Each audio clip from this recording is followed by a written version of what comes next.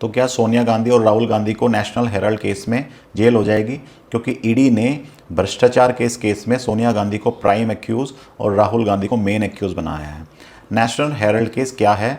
दरअसल नेहरू ने 1937 में नेशनल हेराल्ड नाम का एक अखबार चलाया था, जिसे एजेएल उसका प्रकाशन किया करता था। उसके बाद नेशनल हेराल्ड कांग्रेस के संज्ञान में ही या उसके सुपरविजन में ही चलता रहा, और बाद में 2008 में नेशनल हेराल्ड ने ये कहकर अपने ऊपर तालाबंदी कर दी कि अब वो उसको नहीं चला पाएगा।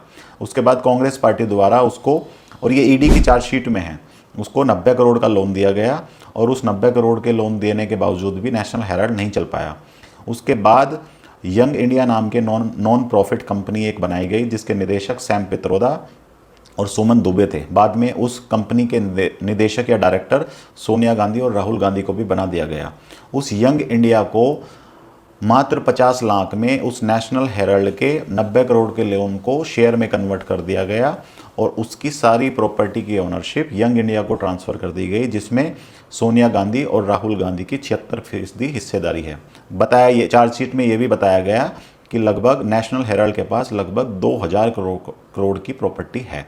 तो इस तरीके से ये भ्रष्टाचार का एक बड़ा मामला बना, और राहुल गांधी और सोनिया गांधी को इसमें इतने बड़े मुनाफे की भरपाई करने के लिए ईडी ने प्रिवेंशन मनी लॉन्ड्रिंग एक्ट के तहत केस दायर किया, और उसके बाद चार्जशीट में इनको मेन एक्यूज बनाया है।